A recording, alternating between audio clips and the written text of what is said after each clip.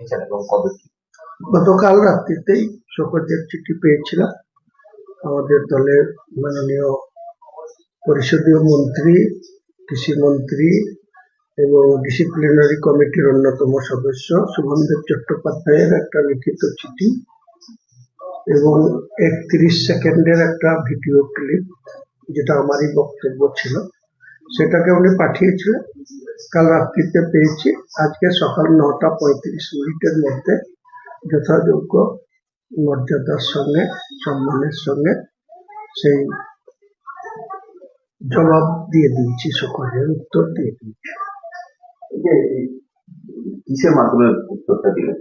হয়তো আমাকে হোয়াটসঅ্যাপে পাঠিয়েছিলেন উনি, আমিও হোয়াটসঅ্যাপে পিডিএফ করে দিয়েছি ওনার নাম্বারে।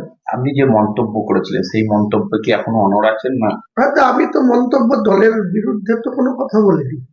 তৃণমূল কংগ্রেসের একজন বিধায়ক হিসেবে আমি তৃণমূল কংগ্রেসের নাম নিয়ে তো কোনো কথা বলিনি। আমাকে জাতিগতভাবে আক্রমণ করেছে বিরোধী দলনেতা শুভেন্দু অধিকারী, তাই আমি তাকে সেটা প্রতিহত করার চেষ্টা করেছি, সেটাকে অবস্ট্রাকশন করার চেষ্টা করেছি বা তার বিরোধিতা করেছি, এখনো করব।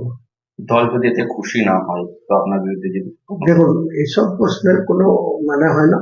দল খুশি কি খুশি না, দল কোনো ব্যবস্থা নেবে কি নেবে না, সেটা দলের সর্বোচ্চ নেতৃত্ব এবং ডিসিপ্লিনারি কমিটির মাননীয় সদস্যদের অধিকারের মধ্যে পড়ে। তেনারা যা খুশি সিদ্ধান্ত নিতে পারেন, সেটা নিয়ে আমার কি বলার থাকে। আপনি কি এই ব্যাপারে ক্ষমা চাইবেন দলের কাছে? প্রশ্নই নেই। আমি অন্যায় করিনি তো ক্ষমার প্রশ্ন আসছে?